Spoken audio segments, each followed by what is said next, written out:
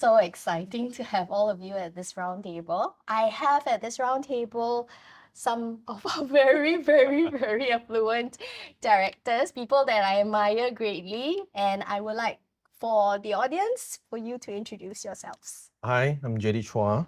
I'm a very big fan of genre films. I continue to make them. New tech and spectacle excites me, so I tend to make projects like that. Hi, I'm Shuming. I'm a screenwriter and director. My first film called Ajuma came out in 2022. It's about a Singaporean auntie who is obsessed with Korean drama and she goes to Korea on a holiday and hilarity sort of ensues. Hi, I'm Nicole Midori, and I'm the writer and director of the feature film Last Shadow at First Light. It's going to premiere very soon for our local release at Projector, so hope you guys can check it out. It's premiering from May 9 onwards. It's shot in both Singapore and Japan and multi-country co-production, so yeah, I can't wait to share more about the film in our discussion today. Rajagopal, storyteller first, then filmmaker. I directed the film A Yellow Bird a couple of years back. Yeah, and still wanting to make more. 2016. Oh, okay, sure. Yeah, that's right. My name is Daniel Yam. My latest feature film is called Good Goodbye, still on cinema. I love films about nostalgia, about hopes and dreams. And yeah, I'm a very sentimental filmmaker. I did watch your film and I enjoyed it very much. Thank you. Thank you for sharing it with the rest of us. Thank you so much. Yes, let's get to know you guys a little bit more to find out where you began, how you guys decided to become film directors and share more about your journey. How did I first begin? I started as a writer. I think I became a director as frustration.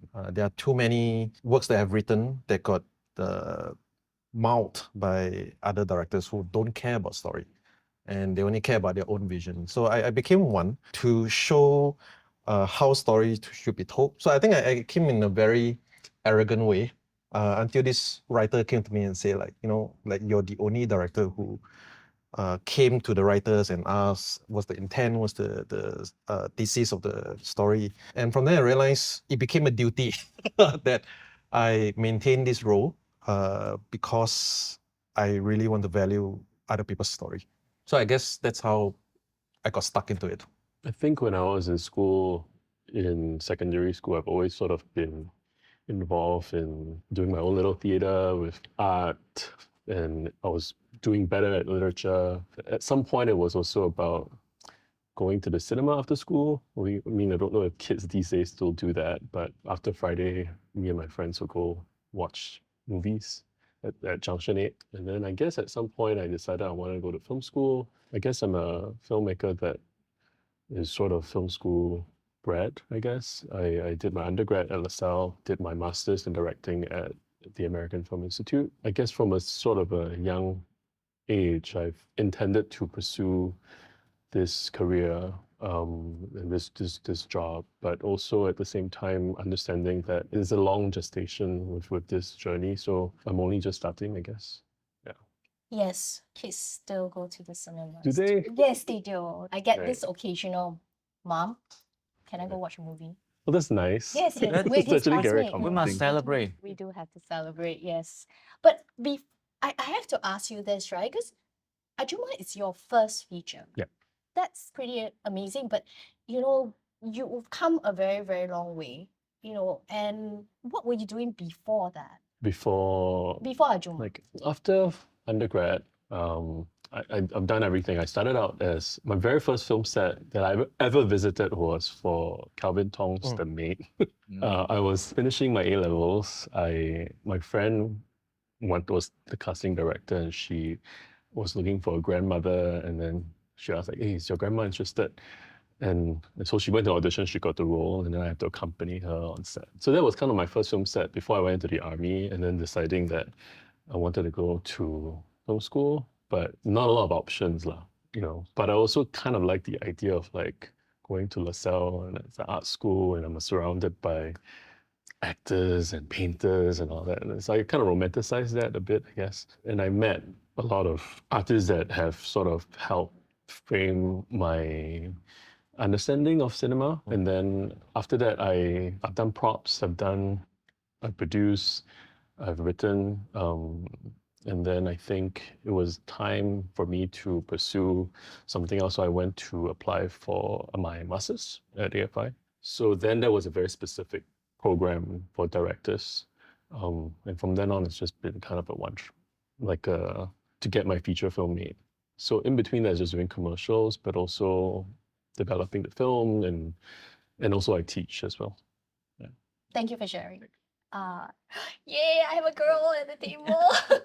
Fellow Eurasian. Thank Yes. you. Yeah. Maybe we'll go right back to the start. When I was a teenager, I was already really into films. Back then, it was the era of LDs, I think, LDs, laser discs, And Video Easy. and VCDs and DVDs. So when I think I was like 11 or 12 onwards until 16, I was watching a lot of films with my family. I would go to the library at Esplanade, where they have all the art house films. So I would just borrow all of the films, and that's where I started to discover like Carl Dreyer, Bergman, and I watched them. At that time, I didn't really go online to also look at like what should you watch. I think it was just more like it was a interest, and I was also writing a lot of short stories. But because I was in JC doing science at that time, I think there were certain expectations from my parents to go a certain way, and I think money was also kind of resources, financial resources for education, a bit of an issue for my family. So I got into NTU, and I wanted to go into this school called School of Art Design Media. So I was part of the pioneer batch, because I remember someone in JC like knowing that I really hated what I was doing in JC at the time. They nudged me and said, "Hey, look, there's this school opening up." So yeah, but the decision to go into film was not like automatic. I think it doesn't normally occur to a 19-year-old like, "Hey, I'm gonna be a film director." And I think personality-wise at the time, I was really introverted, very soft-spoken, even more than now. And I never thought I would have the confidence to actually be a director. So I was actually more interested in the screenwriting part and maybe art direction, because I thought I could be more behind the scenes supporting the director when I enrolled into the film program. But then I realized that actually what comes naturally to me is working actors. So it's very instinctive, it's very natural, it's very comfortable. So I thought like, oh, okay, so actually directing fits me quite well. And then skip forward years later, did short films that went to festivals. Again, didn't know what festivals are, but that's when I met a lot of like-minded people that encouraged me to do a feature. I think I met my producer, Jeremy Chua. That was in 2007 when we met. Yeah, so 2007 we met, and now he produced my first feature. So I realized the friendships that I met early on when I was trying to figure out what's filmmaking actually continue on this journey with me. Yeah, so that I felt was really nice. Well, I didn't start out as a filmmaker. I mean, not at least not in my younger days. I started quite late. So I was not sure if I could actually be a filmmaker. I didn't even think about it when I was much younger. I was very interested in theater. So I used to audition for theater roles, and then I became an actor. But it was very difficult as well at that time in the late 80s, early 90s, because there were not many parts written, of course, as an actor, you want to be in the lead role, play the lead and everything like that. I was very inspired by the local theater scene, especially what Theatre Works was doing. So a lot of very good directors, theater directors were there at that time who I worked under, like William Teo, Pao Kun, and King Sen. So I decided to, actually a lot of what I learned about acting and actors were through theater, because I was, instructed by them, and I was under their guidance, especially rehearsals at that time, and the way the plays were set up at that time is very different from now. Now everything is very technical, you don't even need stage managers to run around anymore. But at that time, we had to do everything physically. And one of the things that because I couldn't get into the mainstream theater or mainstream roles, I became a stage manager because I just wanted to work with King San. I wanted to be in his good book so that he will notice me and, he will cast me. So I did stage management for him for two plays, and that's how I got into theater acting. But then after about 10 years of it, I think I mean, I got my dream role, he casted me as a lead opposite Lim Kay Tong. And I think that was my biggest thing because I think it was Kay Tong and Kay Siu's play that inspired me to want to be on stage. And then when finally I got the part, I thought, okay, this is it. I'm done. I'm done, and I was going to wrap up my career as an actor. Not even a career then, because you're not really, we never did it for the money. It was pure passion. The whole scene changed. The theater scene changed because people had full time. They could go do it full time. There were a lot of schools that opened up. There were a lot of actors coming out of these, graduating from these schools. So people like me who had a full time job, day job, it was very hard for me to go and be part of the plays at that time because rehearsals were done in the day. So I actually took a back seat. And then it was during the time, like in the mid 90s, that, I had a lot of stories in my head, but didn't know what to do with them. So that's when I discovered SGIFF. They were having Eric Koo and all just making his short films. There was a buzz. And there was this platform for, short filmmaking. So I decided to risk it. And I had no idea about anything technical about filmmaking. I've not even held a camera. I had no idea how things are done. But my friend who was working in MediaCorp, she actually said, let's do it. And she brought in a cameraman and a camera crew. It was just one cameraman basically, and her and me, just three of us. And we shot the whole thing in Little India. And it was just a very basic story I wrote overnight because I was working there. I was moonlighting in a hotel, in a motel actually. And I wrote Doing this. what? I was a Yeah. night auditor. Oh, okay. Okay. That was my second job. I had a day job and a night job. And I was actually, I wrote the script overnight and then we filmed it on a Sunday. And I was very fortunate when I submitted it, it won a prize, the special jury prize. In fact, it was the only prize that year for short filmmaking. And it was given to me by one of my favorite film directors from India. And I couldn't believe it. I was like, oh, I can actually do this. That's why I couldn't accept the term, like when people said you're a filmmaker, I couldn't accept it for a long time. Because I felt that I wasn't, like I don't know nuts about any of this, but it was people who I worked with after that because maybe they saw some potential who came to me like Jasmine, Lucas and Mary, they were teaching cinematography here in Singapore. They came up to me and said, let's all work together. So Jasmine edited most of my films. Lucas and Mary shot my films, and they used to come at night, draw out sketches, like, okay, this is why you light it this way, and this is how a track moves, and they encouraged me to use my prize money to make films, short films, and I continued doing that, and so that gave me the confidence. But after 3 or 4 films, and then I went back to TheatreWorks to present a film for an arts festival project with King San called Brother, and then suddenly everything stopped. I didn't know where to go, what to do next. There's no talk about a feature film. I didn't even dare speak about it. And there was no like film commission or IMDA at that time. It was just 1996, 97. Everything happened, I think, after that. Wow. And so I just stopped. And I said, no, this is it. Okay, I was trying to be happy with myself. And I think that I'll continue after. It's a long story, but I think this is how I started out, knowing nothing, and how I was encouraged by the people who worked with me, who gave me the confidence, because they believed in my stories, they believed in my storytelling, and I think my biggest strength was like working with actors because I went through processes like I did a 6 months workshop, a very hectic workshop with Pao Kun. Like they drill you, to find your character. And I think I benefited from all these people. So I think that was my learning process to become a filmmaker eventually. So I'll hear from Daniel. How did I become a director? Actually, when it comes to introducing myself, I still have this little thing about I'm a director. I still can't say that. I don't know whether you feel the same way or not. For the longest time, I'm not confident, not comfortable and say I'm a film director. I'm just introduce myself as, oh, I work in the media industry. But of course, when they drill and say, yeah, I'm a film director, I don't know, maybe I still don't have that confidence yet.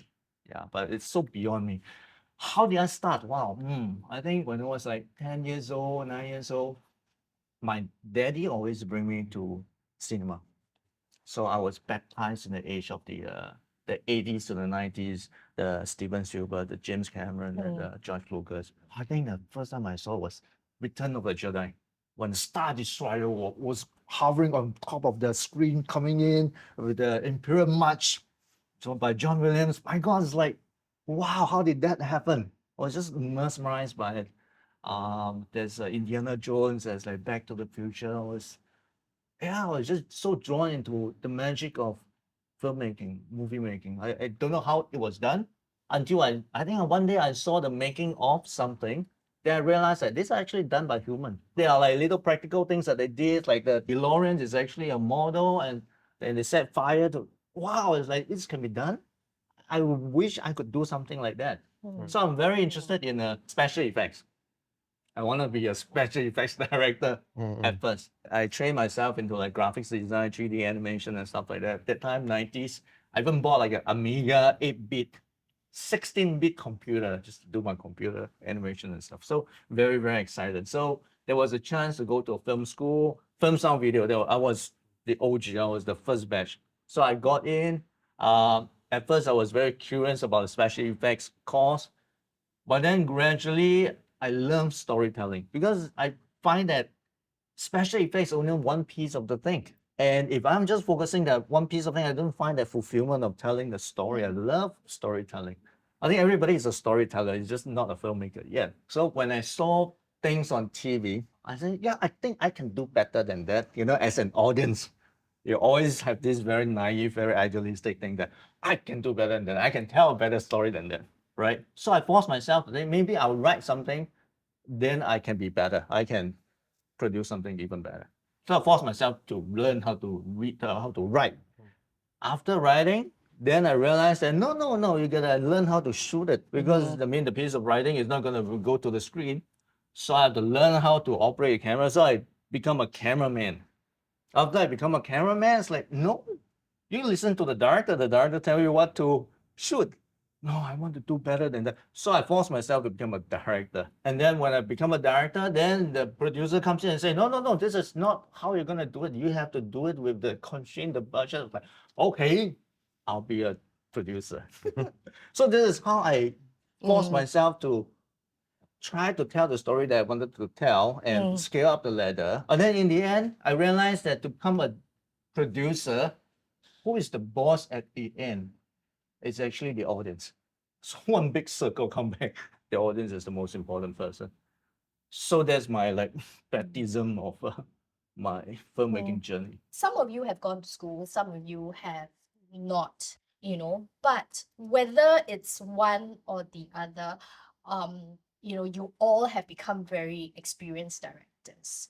So let's talk about how that is different, like whatever you learn in school, and then let's talk about real life, like what you've learned in real life, that shock. Is it different?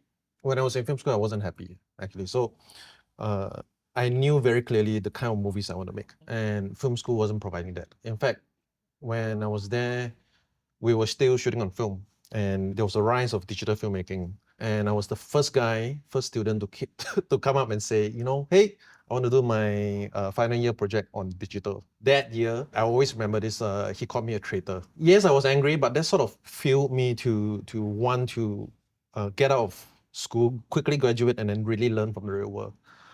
That gave me a chance to join a school in Orange County, which provided the internship program. So I forced myself to find my own hero. I go and knock on his door and say, like, please, like, take me as a trainee. And from then on, I started to learn stuff that Singapore wasn't making then. So there's like visual effects, special effects, stunts, pyrotechnics and all that. So I became a kid who didn't grow up.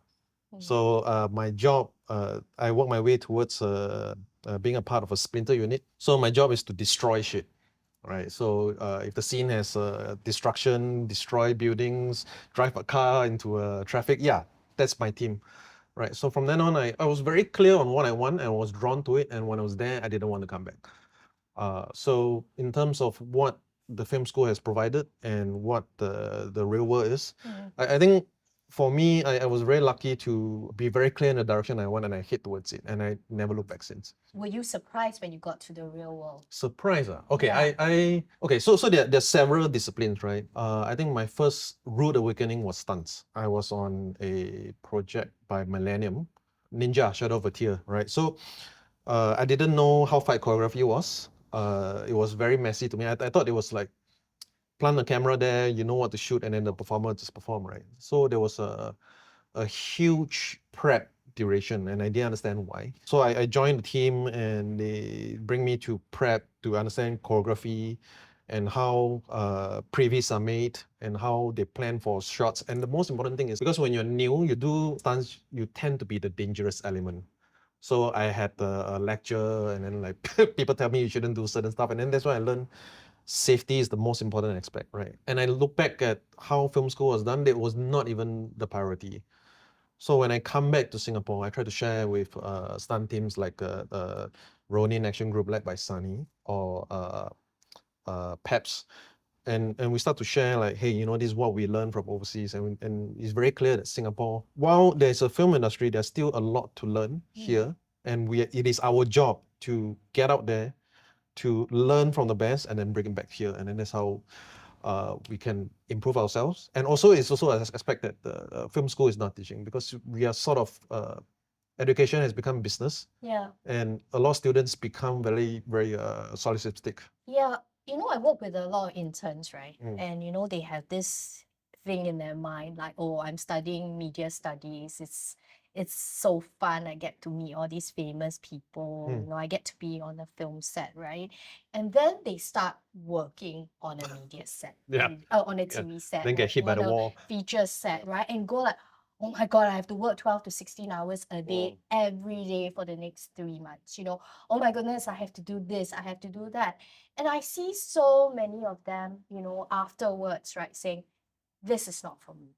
This is really not for me. That's why there is this question, you know, that I know we all have the longevity because we're all seated here, right? But I'm sure that when you graduated, you know, from sitting in that cinema as a child and then graduating and then coming out there to work and comparing between a commercial world and a film world, there must have been some surprises for you. In my opinion, I feel like film school, the decision for any student who want to go into, oh, I want to pursue cinema, and I want to go through the route of film school, in being in that environment means that you are, and I say this as also like I'm an adjunct lecturer as well at LaSalle and one time at NTU. Film school is a safe space for you to learn, to make mistakes. And one similarity about whether you are a film school trained or non-film school trained filmmaker, at the end of the day, being on set and whether to become a director or in any role, the most simple skill set to develop is communication. Because filmmaking is a very collaborative art form. You're constantly working with different people. Yes. Yeah. So I think film school provides that safe environment for students to kind of learn. Of course, the reality of like, okay, we go out into the real world and then you realize, okay, there's so much more to learn, whether it's in Singapore or when you step out. And it's never going to end, regardless of whatever level as you do bigger projects with bigger budgets. The troubles are still the same. It's still about working with people, and I think understanding how to get the best out of your collaborators, I feel. And it's one thing I feel like when I speak to filmmakers who are not film school trained, eventually you learn on set. Eventually you learn on the job. You learn from your mistakes, you know. And I think film school, in that sense, it's the same thing, but it's just in a more controlled environment where, at least I tell my students this, you know, like when you go into film school, you basically sign yourself a 3-4 short film picture deal. You know, make the full use out of that. You know, tell the stories you want to make, and it's the only time you are going to do like 18-hour shoot days and try to hide that from your lecturers and I mean, I had so much fun in film school, you know, but it was a bubble lah. Mm. It was a bubble of making mistakes and making films that maybe will never see the light of day. But it was also an indication, at least when I look back, of who I was at that when I was 18 or 19. And then you think about like, oh, okay, that was how I saw the world. Has that changed or has that, evolved now that I'm a little older? So yeah, I guess that's the similarity lah, is communicating. The thing is that I noticed that with a lot of film school students and when they are making their films, one of the things is that everybody wants to be a director. Everyone fights for that role. How do you deal with that with your students? I'll share first. Okay. Then maybe Shuming can add on. Mm. I actually try to encourage the opposite because I teach editing as well and I teach screenwriting and some other different classes. Actually, contrary to that, there are more students who are actually not wanting to be directors. Mm. Yeah, they Mm. actually say, no, Really? no, I don't want because it's too much. I tried it and, but because in some modules, it's through a pitching process, which mirrors the real world. Sometimes the ones who really want to direct actually don't get selected. And I, as an educator, try to make a mental note of it. And I'll try to see if this student doesn't have an opportunity to direct, but really wants to direct. However, on the other hand, the student that doesn't want to direct gets the pitch selected and just say like, I just try. So then I would try to encourage that student who didn't get selected to try to make a short film in a different way or different module or different opportunity, even outside of school, because I feel that being a director, you have to have something to say Yeah. that means something. So if you're doing it because you got selected but you have nothing to say, then I feel that you need to do some more reflecting on actually what is it that you really feel the rest of the world have to hear. Mm. So going back to that, I try to encourage also the ones who are more introverted because sometimes through the editing class, I can tell who actually has a very clear point of view, very, very unique, clear point of view that's it's not because they're trying to do something I want. And I always tell them, don't do something I want, don't pitch something I want just because you think I'll select it. In fact, like sometimes you might try to guess what I like, but I will pick something else. So never try to do that because to your other question that you're asking, I think when you come out of school, there's no room for self-expression to that degree. I find that the hardest challenge about working for other people is aligning to their vision, Mm. and which is totally what it should be because that is what they paid me to do. But I think starting out, I was like, oh, I have this inclination, I have these leanings. Mm. And when you're in school, it's that space where you can make something that is totally your own and your peers. It's not because there's an agenda by the teacher saying, hey, make this film that's going to like make us cry. I never tell them that. So I feel that, going back to film school, it is the space where you are free to express without the agenda of making a commercial product. Yeah. Yeah. I mean, having said that, when it comes to a certain point in undergrad where you have young film students who are very clear or have made it very clear for them to understand, have you thought about what kind of directing you want to do? Do you want to focus to be a commercial director? Do you want to, it's obviously not everyone would have an answer at that point, but it is, again, to Nicole's point, realizing that when you're outside of the film school, you are, if you're doing, say, a commercial work, again, you are answering to someone who is paying you to do the job. But at the same time, I think it's trying to be very realistic with them about the reality of working in this field, most likely as a freelancer, Mm. the more practical path to kind of consider. And I think it's also part of how I think when I was in my undergrad, and a lot of my peers at that point was, you just freelance and then you're at your prime of your life in your 20s, and you just kind of go on, and then at some point you realize, oh, I have bills to pay, I want to do all these things, and then realizing I've been kind of going down the route without realizing the realities of things and how long do you want to be in this line of profession. I think it's making it very realistic for them, and then if you really truly want to do it, then you kind of have to manage your expectations a little bit. Mm. To be honest, these days I don't see everybody wanting to be a director anymore. More cinematographers, I feel. Yeah. Everybody wants to be a cinematographer now. That's very good. Yeah. We need more. No, we Yeah, don't. we need We more really- We evidence. need more more. producers. Yes, we need more Ah. producers. Always not enough producers. Nobody comes out saying, I want to be the best in know how to use a C-stand. Right. But we Yeah. need grips, we need, musicians, we need Yes. all kind of roles in our Yeah. industry. My question to you is, you started off writing your own, That's from a right. little motel. And then you now work for, the broadcasters and you do their work. Yeah. And how is that different for you? That transition from doing yours to doing something for someone else. Actually, I struggled with it a bit when I first started out because I was thinking film all the time. The storytelling, for TV, it's different. So the expectations are different. There's a formula. I tried to break the formula, even trying to, the people that I wanted to work with were all like filmmakers that I knew. Like there was a TV project that I did, and Chris and I were involved. Chris was my editor, Chris Yo, and we made the film, and then we both decided that this is it, the edit. It's 52 minutes, and we're going to stick to it. But of course, in broadcast, you need a duration of 46 minutes, and Chris refused to re-edit it, and I had to battle, the producer. But eventually, I had to give in because it made me re-edit the film without Chris.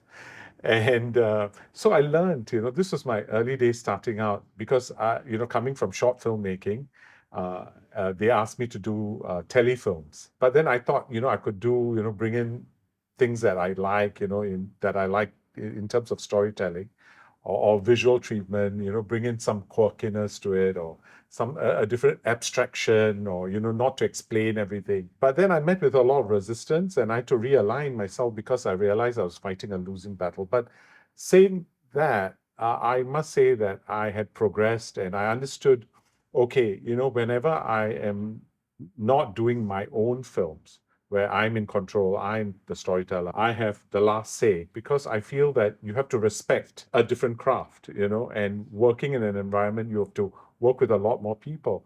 So I tried to find that balance, and I did eventually, but I will always try to bring in something on my own, to put it on the table, and I would explain or try to convince them, and it has worked. Eventually, I think I've gained some ground, and okay, I've done well with some of these projects, and so they give me that leeway. And I think right now I'm at a very comfortable level working in different mediums like documentaries or dramas or online dramas, streaming, and films, and even TVCs or corporate videos.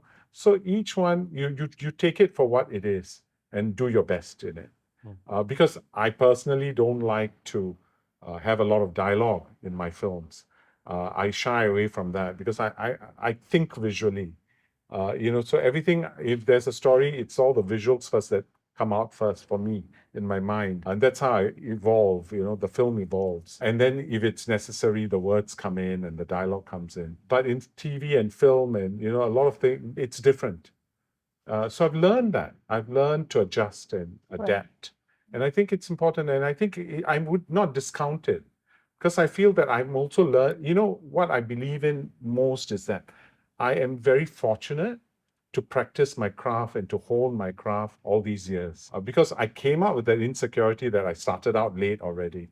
And after that, for me, to have this, this opportunity to practice, I'm really grateful because I can go to work and do the work I love, you see, and be on set. I mean, that's the best thing for me, to be on set. The question is, from film school to you being a director now, that transition and, being in that real world, was it like a shock for you? Was it?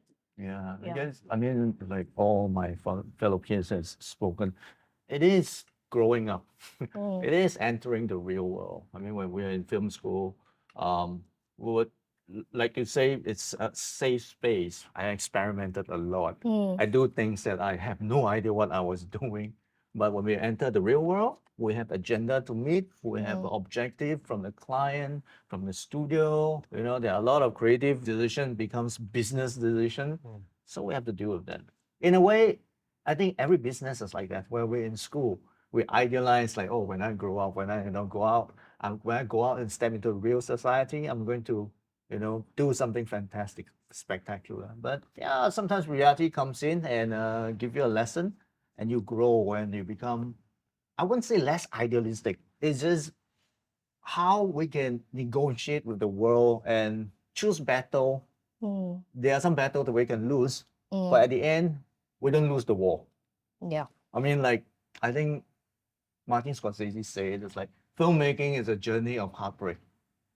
Every decision we make is a compromise. Yeah. But at the end, I mean, so we get to do what we love to do. I think it's a win, I hope.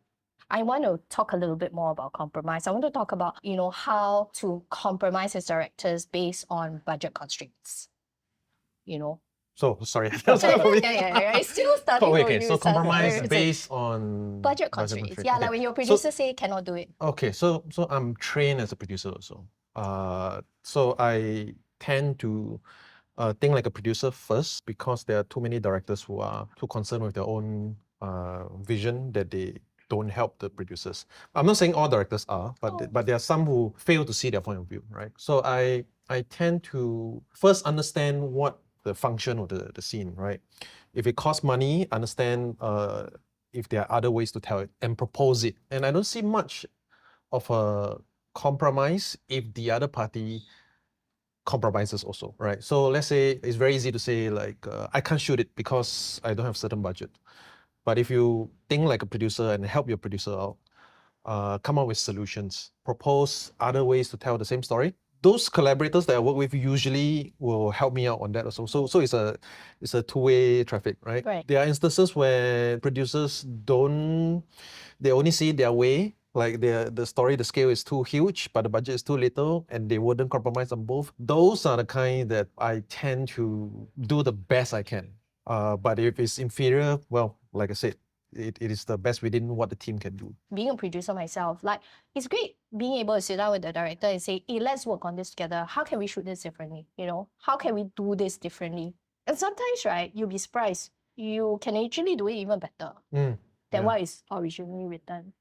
But it's something that we address, the compromise that as a director, how is that for you, your experience? When we were writing Ajuma and there was a car chase scene that just came out, and then how do you kind of propose this to the producer? Like, yeah, we're shooting in winter, we're shooting in Korea, we're shooting with union hours. I need a snow machine, I need this and that. But I think one of the agreements, or at least what me and my producer sort of agree on, is that a film like this, the film that we want to make, require a certain kind of budget. Let's at least get that, right?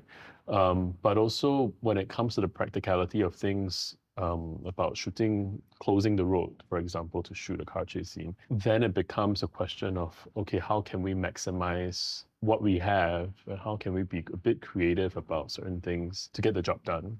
I think it also forces me as a director to also look at go back to the script and do I really need this? And actually, am I repeating it? So it's a continual editing process, I guess, because you don't want to be spending time shooting on something and then knowing in the heart of hearts that you're not going to use it, and then it's a waste of resources and it's a waste of all of that. So I feel like having a producer who is also quite firm on decisions, I think that helps. People would say like, oh, if you say you are like a director who can work with compromise, and then you are the least that can work with compromise. But I truly do think it's just part of the job. Maybe it's one of those things that you don't be precious about a lot of things. Not everything needs to be so precious. There are ways to work around things. Can I ask you, so what did you do with that scene? How How did you do it differently? The logistics surrounding that was huge. We have a stunt team. We have to close the road. That's a lot of permits, 2 cameras for 1 day, and a lot of coordination. And honestly, it's one of those things where I didn't think I would be able to do a car chase scene. It's just not in my bones. But then you can make it work. It's actually very technical. So it becomes more about like, okay, I just need to get these shots and these coverage, and it's not at all sexy or anything. It's just a lot of making sure that you have more than enough coverage that you need. So it was fighting against that. We did what we have to do, but then I think we still have to go like, we want to make sure that before we move on, we have everything we need. So it was cutting that scene as we go along, and then realizing that be very specific about the shots that I need to require to shoot. I think we did like 3 more days of pickups. where it was just, okay, it's just a very tight shot. Okay, then we don't have to see the whole world. So then it's just making sure that it's okay. Then we have a smaller team, but still safety is important. You know, you need to have the car on the loader, all that stuff, and try to fit it in on schedules that have not been planned before. So it's just trying to like, okay, today we can just do another pickup shot for the car chase. So we'll continue for like 2 more weeks until the producer said like, we need to move on. And we can't keep shooting this. So I think we got it done, and it was one of the biggest learning portion of the film, I guess, or the production for me. Right. Yeah. Nicole, maybe you share with us and a time where you had to compromise. I think making the feature film, Last Shadow at First Light, on a very tight budget for a film that's set in 2 countries, I think that the challenge was already set. So I also co-edited the film myself with another editor. I mean, I knew all the limitations of the footage, so when I told him, I apologized when I gave him the hard drive and said, okay, you look at it and you'll find out why I'm saying sorry. It's because I only shot 1 take per shot. So everything was the Wow. shooting ratio was like on average 1 take. Yeah, Right. because that was the only way to get it in that budget. We shot the film in very limited number of days for tons of locations. I think when I was writing the script, I wasn't thinking like, hey, this is gonna be how many days shoot. I wrote something that had too many locations because it's a road trip. Yeah, so we had this. So we were shooting it almost like we were on a road trip ourselves, because like every few days we'll move to a different hotel or place, because we were shooting around different parts of Japan. So I knew that I would have to juggle this compromising game throughout the whole shoot. But I think for me, the guiding principle is very straightforward. Me and my producer will sit down and talk about how does it aid the story, or how does it damage the story or hurt the story. Damage is a bit too strong word. So he understands actually if I'll say like, okay, we really need this. And I understand, I mean, we worked together long enough to know I don't want to put him in a difficult spot. So I'll say, okay, I'll offer, this is the sacrificial lamb, but you give me this. And then I feel that doesn't just put all the pressure on the producer to solve, but I'm also trying to solve it on my end. And usually he'll be like, okay, Ken, let's do it, and he will feel encouraged that I'm actually trying to find something that will mean that he can cut something from somewhere to give it to the more important scene. Yeah. Yeah. So this was more sustainable. Right. And yeah, so this is how I applied these approaches to making the film work in such a short amount of time we were shooting. Yeah. Yeah, because I think shooting when you only have like time to shoot 1 take, it's like I told myself it's like shooting on film. So I rehearse a lot, and it sort of really aligns with the Japanese way of working. They do a lot of blocking and then they shoot. Yeah. They don't really go for multiple takes.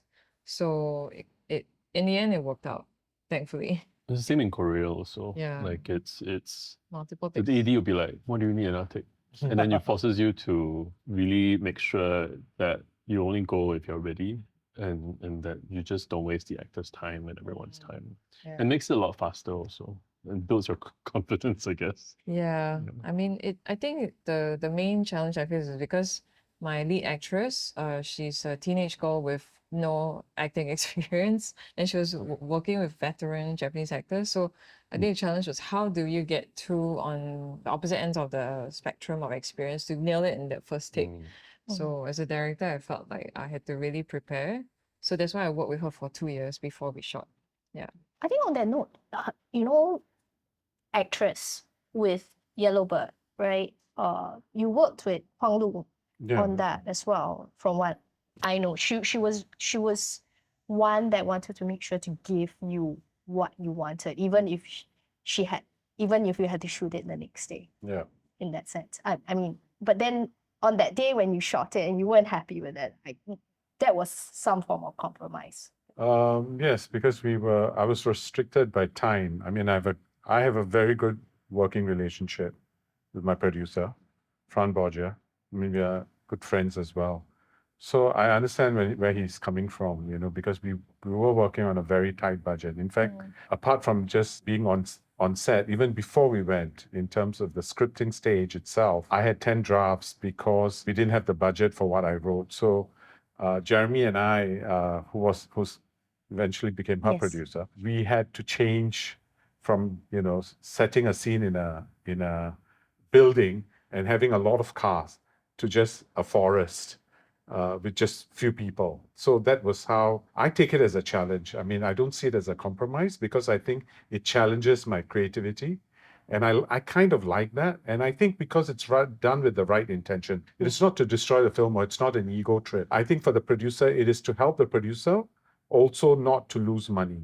And to work within a certain framework, And with actors as well, I mean, it's because I felt that there were, for that scene, I had to say it's okay, to tell her that it was fine. But, she, being a mother herself who had just given birth, she felt that she could do it better, stronger. And we were walking out of the forest. And she said, can you give me another chance to do it? I know I saw your face and I know that you're okay, but I know you're limited by time and all that. But if we can find any time the next day, can you do it? I said, sure. So I spoke to Fran and he said, yeah, if we have time, let's do it. And we did. We did find time and she did it again. And we were both very happy. And that's also on the part of the actress. It's a collaboration. She understands that she has to work together to make it happen. It's not something that I dictate as well, and I don't like that as well. I think in a film like A Yellow Bird, a lot of things were improvised, which was actually not in the film because I think in the forest I did a lot of where the camera didn't move. I just let them live there and I just filmed them in the forest, just doing their daily things like a routine. But so that's the kind of approach I had in that film. We didn't compromise, but eventually in edit, because the French cinemas said that they cannot take a film that's beyond 2 hours, I had to trim it down because the French producer said that, hey, we want to screen it, right? So I said, okay, and then we edited it down on set and all that. I mean, I wouldn't say I had to compromise a lot, but I mean, these things happen, and these moments are there for us to learn and, learn from it, I think. Yeah. So let's talk about your experience in compromise. Maybe we'll discuss about your latest film, Goodbye. Sure. Yeah, which I watched. I enjoyed it very much. Thank you so much. Yes. So let's talk about that because I think you did a really good job with working with various partners. Yeah. So maybe you would like to share a little bit more. Yeah. First of all, I just want to just answer to Nicole. Sure. Shooting on one take. Wow, that's brilliant. that's brilliant. Incredible. I mean, it's love like you all- already. I love you all. So I think as filmmaker, right, the thing that hurts us the most is when we shout, it's a good take, move on. When deep inside our heart, we know it's not good enough. I need one more. But then the sun is coming out. We just have to say, okay, good take, move on. Then we're crying inside.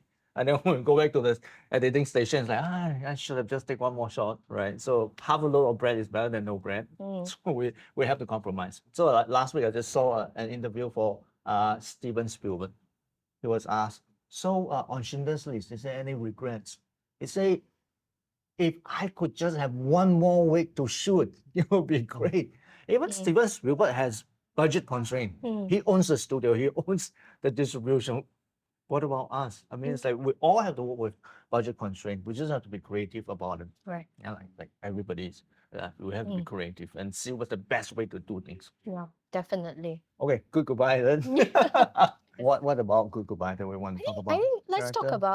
talk about if you had to work with constraints on that. I mean, the reason why I'm bringing this up is because it's the last thing you did. Yes. Yeah. And it's very, very recent, and Yes. there's so much more. There's still publicity going on with the film itself. So Yes. I mean, there are two ways to make a film. I mean, there's the studio way, and then there's the independent way. Independent way, of course, I mean, you have a lot of freedom. You get your own money. You get people who back you up. When it goes to a studio film, so studio, the funding is a little bit different. It comes from investors. It comes from sponsors, and all these people, they have their own agenda. They have their own objective. They have their own functions that they have to satisfy. So your film, you have to align your vision of your story and orbit around their agendas. I mean, creatively you could do it. I mean, it's like, but sometimes it happens that a marketing guy will come in and say, "Hey, actually, we have already discussed with the client that we want to shoot their sponsors in this way," and then they hand you a script and say, "Here, shoot this." So I mean, it's like my motto is actually half a loaf of bread is better than no bread. So I mean, so we have a chance to shoot a feature film. Someone is giving you the resources to do it. And it is our responsibility to align our story with their objective. So we have to do it. We can do it creatively. Sometimes a little bit more stiff, but we still have to do it. So that's like a studio way. Yeah. So sponsorships, these are inevitable. Yeah.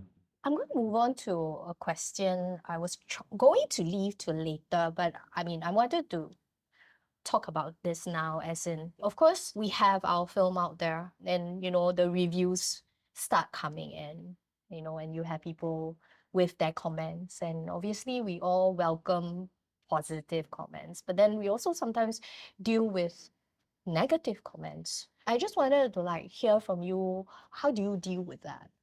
When my film first came out, it was review bombed in Singapore. For a while, I avoided that, and then I traveled. So I was with a security company that gave me the chance to travel with them, and I met up with people in the region. And I realized that if Singapore don't love it, doesn't mean that people outside of Singapore feel the same way. So the film was actually quite well received in Indonesia, Philippines, Thailand, and Korean. And in fact, so much so that hopefully, fingers crossed, the next project it's because of the film that the Koreans will want to develop the next project with my team. So that taught me not to take the reviews to heart, and because the film is also a studio film, right? So even though yes, they might hang my mistakes or everybody the film's mistake right on my head, but doesn't mean that I should accept it as it was my mistake. I have made peace with it. Yeah, and stoicism helps. Yeah. I think hearing reviews is a very touchy subject. So maybe hearing from you all, I also will learn some tips also. How to deal with Yeah. it better. Reviews. Well, Have you even had a bad review? I mean, Yeah, of it was your course. first feature, right? yeah, I mean it's Letterbox is this new outlet for anyone to give witty one-liner reviews. So anyone can be a couch critic now, right? I mean, I'll read it, and then if it's of course if it's good, I'm like, oh, okay, great. My ego is boosted for 5 minutes, and then if it's not good, I will okay lor. I mean, you don't like it, it's fine. I will be bumped out for like 1 minute, and then I'll have to move on. But I love reading Letterbox reviews because sometimes, at least if you want to be, if you didn't like it, at least be witty about it, so I can at least be entertained. One time, the film only had a digital release in China. It didn't do the cinemas, and then my story producer sent me like, oh, we won an award there on some organization, whatever. And then I was like, oh, okay, great, thanks. So I looked at it, and then I realized it was for the top 10 worst films of the year. Wow. From this website. I mean, it's Right, like it's obviously it's not indication of whatever. It's just this website that decide to review films, and then they send me the certificate. I'm like, oh, okay, this is. I'm amused more than anything. It wasn't. I wasn't insulted by it or anything. But it's reviews lah. But I think it's also interesting. I kind of go with the, any publicity is good Good publicity, publicity, yeah. whether it's bad. It's sometimes bad kind of works in our Yeah. favor because bad means people want to see how bad it really, really is. Example, like work that I've done before. When I read the reviews, there are going to be people who are going to comment. And what I tend to do with that is I tend to say, okay, this is what I'm going to use when I do the next one. I'm going to take into account all these comments and try to address it and do a better job with the next project that I'm on. Yeah, but filmmaking is a very personal Yeah. journey. Mm. I wouldn't use an audience review or a Yeah. review by one individual critic and take it to heart too much. I mean, Yellowbird was criticized for not having any hope in the film. I know a jury that said that, oh, between there was this film, I think, called White Sun and Yellowbird, and there was this comparison like, oh, they gave the award to White Sun, and because at the end of White Sun there was hope, because the children were involved, and they saw it as something hopeful, whereas in a Yellowbird, they felt that it was devastating and negative and dark and everything. But that was the first thing that in the film that I said, the ending, and I didn't compromise on it at all. I mean, a lot of people had a lot to say about it, but I refused to change the ending, and I kept it. And I'm proud of it because I think it is my story and my film. Not to be arrogant about it, but it's very personal. So you can't hide away. I mean, there was a criticism that it was relentless realism. I took that as a compliment. Yeah. Although it was written in a negative way, like it's relentless in being realistic. But I thought, hey, that's great, because like JD said, like you bring it overseas. Like I went to 25 festivals with it, and every time there were audiences in Korea who, like in Busan, she gave me a Yellowbird. Like she made a little at the Aw. end of the too. yeah, Yeah, I A- remember and that. then Yeah. the kind of respect they give the film, where they all keep quiet and stay till the end of the credits, Right. and then in Russia, one person said, I wouldn't want to come to your country, and I said, why? And he says, you're such a bad ambassador. Look at your film; it's got no hope. It's so sad. The country is so sad. I said, well, that's what you think, right? Whereas in Italy, in Rome, when the film was featured, there was this couple who came to watch it 3 times because there was 3 screenings, and they came to me and they said, we've been talking about your film over our meals. I mean, that's a compliment.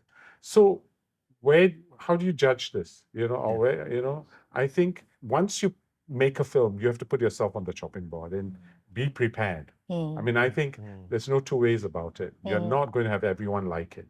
Nicole?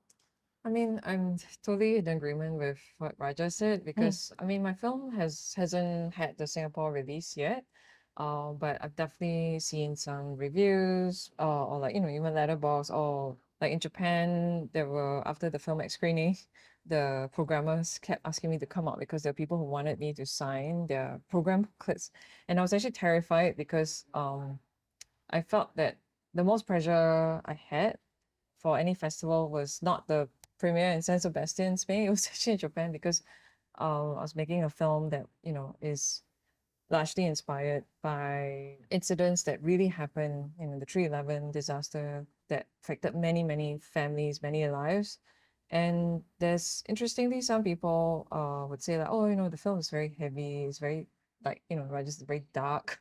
Like not saying it's the same as Yellowbird, but I think what was interesting was when I went out of the theater to meet some of the audience members that my programmer was pushing me to meet. There were people who survived the disaster who came up to me and said that your film really resonated with me, and they were crying. I felt very moved because as a filmmaker, you've dedicated your time to make something, but you're terrified that it's not accurate in terms of depicting emotions of people.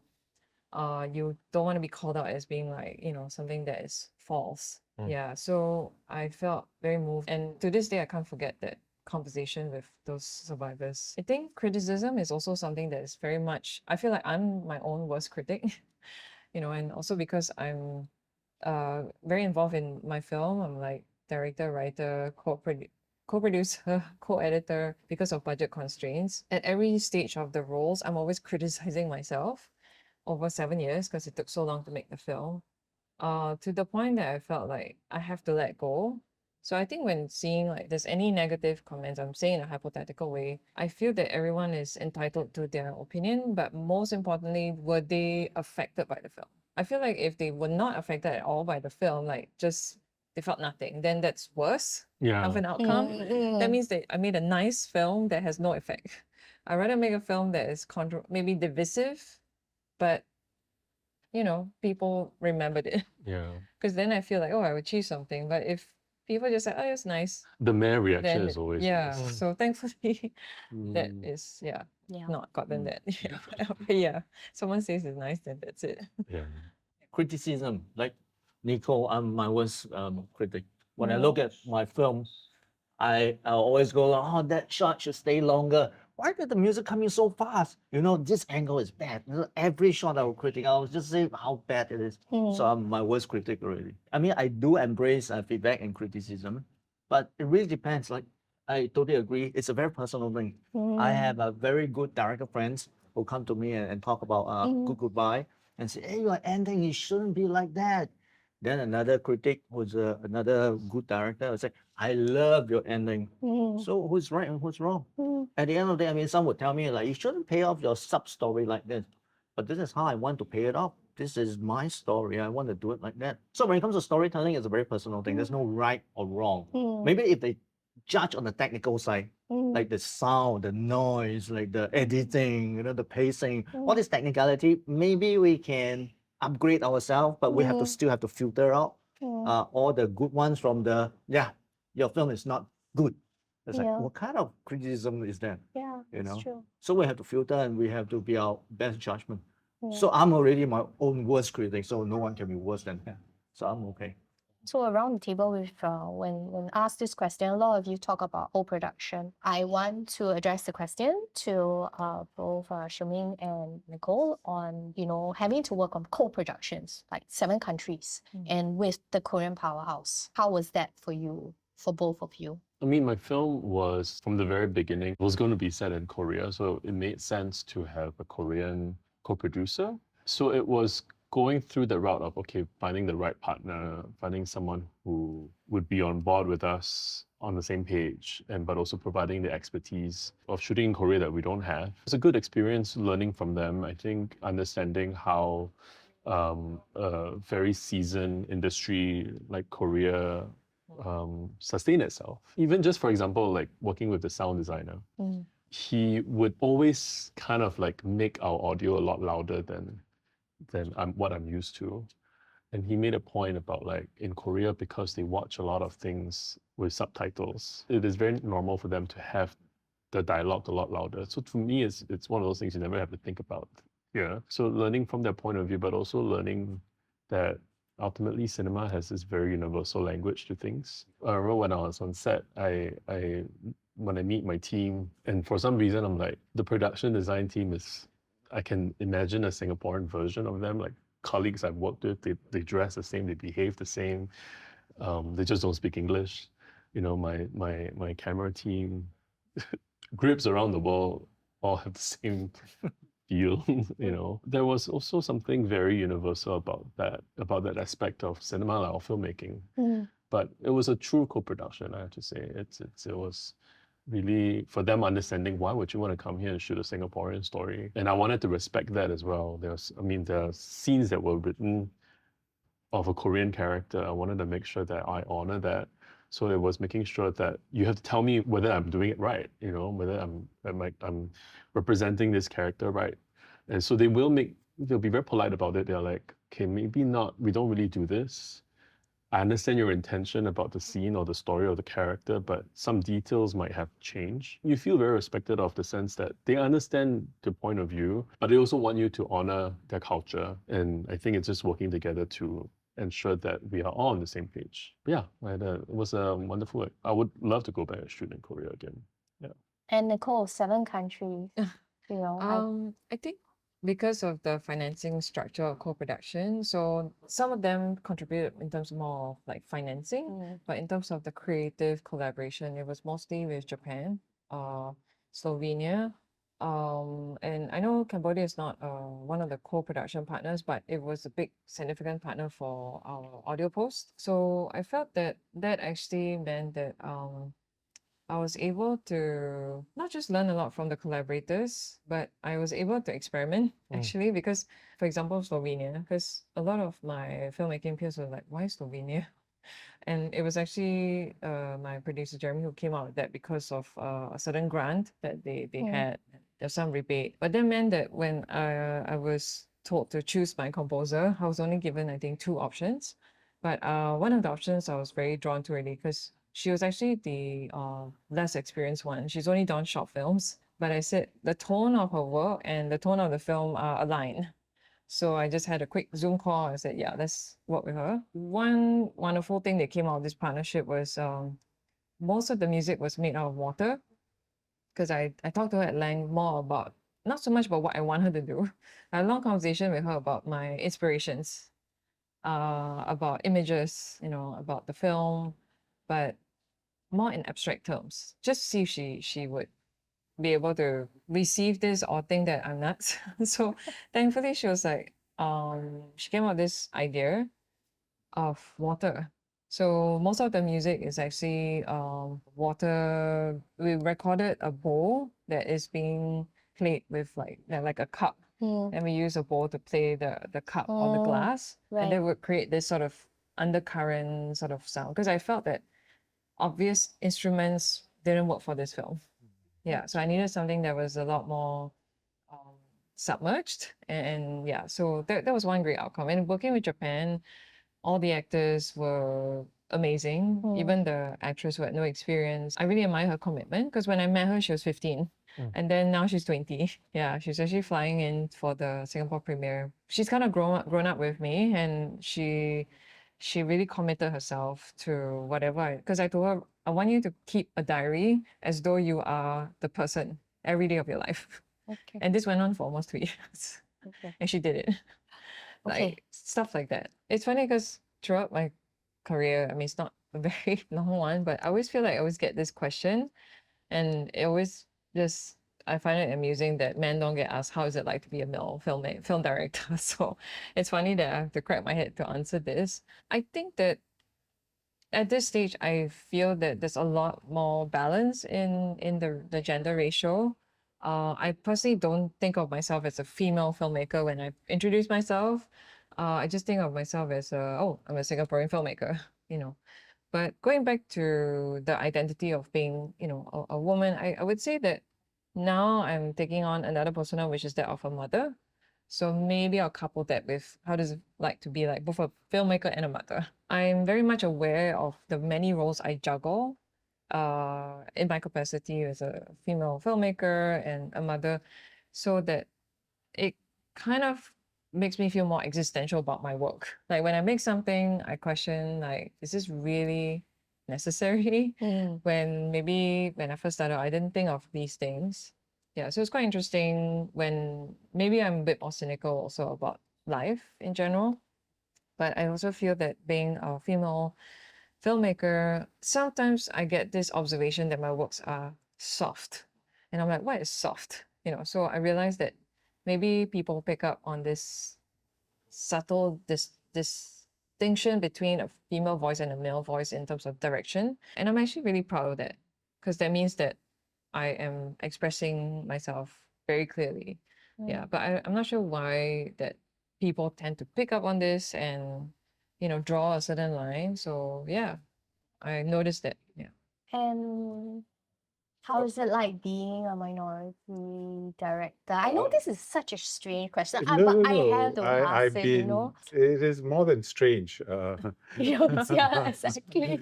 Because I've had an identity crisis all my life, right? Trying to be Indian.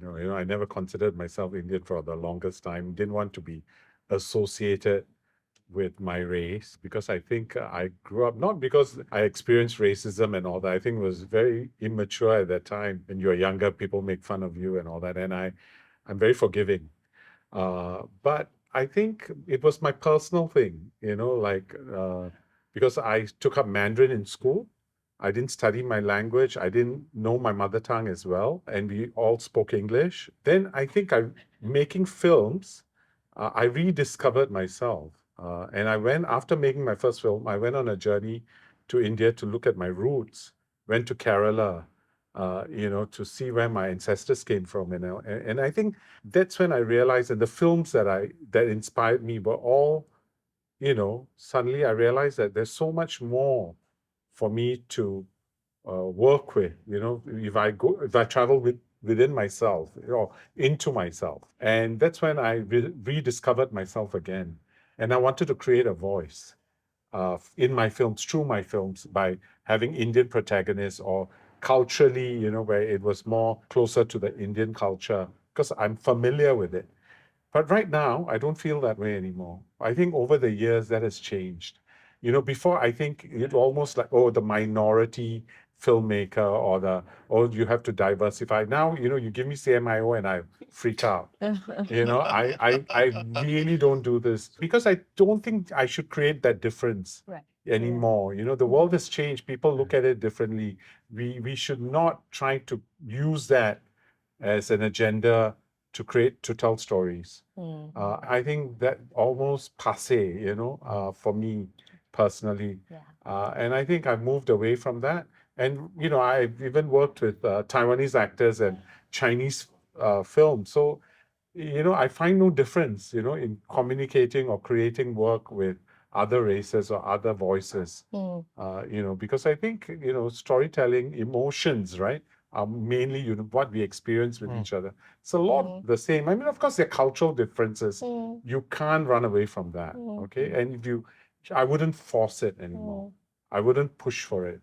If it happens, if my story entails that, it has to follow an Indian profile or protagonist, then I would, but I won't force it. If my mind tells me that I want to work with, another race or another culture, I will do it. Yeah.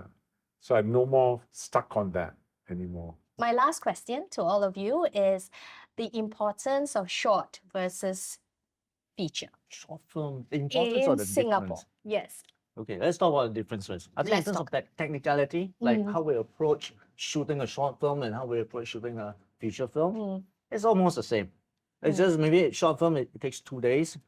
Feature film is 20 days. So everything's just times 10. So the amount of energy you put in is also times 10. You might manage a bigger crew, you might have bigger budget, but the approach is the same, is still storytelling. But I think the major difference between a feature film and a short film is the consumption. It's how we receive it. Feature film is captive audience. So you force the audience to sit down for 2 hours. You can slowly build out their story arc, their emotional arc, their 3 act. You can slowly. So what the audience need is just 3 act. That there are only 3 turns in a feature film, 120 minutes. But when it comes to maybe TV maybe half an hour. So that unit of attention becomes 10 minutes. Every 10 minutes you gotta have a turn. Now when it comes to short film, let's go to the extreme, TikTok, right? Every 3 seconds is a unit that you have to turn. Look at all those transition shots and stuff like that. So it's a consumption that has changed. Technicalities of producing a short film or a feature film, almost the same. We still shoot with cameras, crews and stuff. But how we perceive it, our attention span, how we consume the material is very different. So our storytelling is very different when it comes to feature film and it comes to short film. That's what I want to talk about. Okay. I think now even short films are no more, are even shorter. I'm always forced to do something like, you think, before 15 minutes was okay, now it's 1 minute. Yeah. And that's a trend, it has changed. I sometimes find it harder to make a short film than a feature film. I think because sometimes, you have to think of a hook, you have to think of the pace, you have to tell the story. It's a challenge. But I enjoy both. I think both are equally important. I think, like he said, the consumption, an audience response to it or interest varies. And I've done both, and I think I've enjoyed both, the process, at least. I think I approach both quite differently. Maybe initially when I was making short films, it was more similar, but actually the longer I spent in this field, I feel like my approach is very different. I feel like short films are like poems and feature film is like a novel. And I feel like I embrace the liberation of the short film because it's like I can do something very abstract, very impressionistic, and I'm totally happy with that. Whereas for feature, I feel that I have to pay attention to rhythms. Okay, at this point, there's a ebb or flow, I have to build up. It's like you're a conductor of many, many different things happening. So when you're writing that, so you're writing music, you can't just be thinking of that melody. You have to think about like the counter melody and, you know, all the other different things that are happening at the same time. But I feel, you know, like both are just as enjoyable. And I think as a film director, you have to be good at both. You have to be versatile at both. Some people say after you do a feature, you don't have to go back. I actually kind of want to do a short next, just to go back to it. Yeah. I agree. I think both. I mean, a feature is a completely different monster altogether.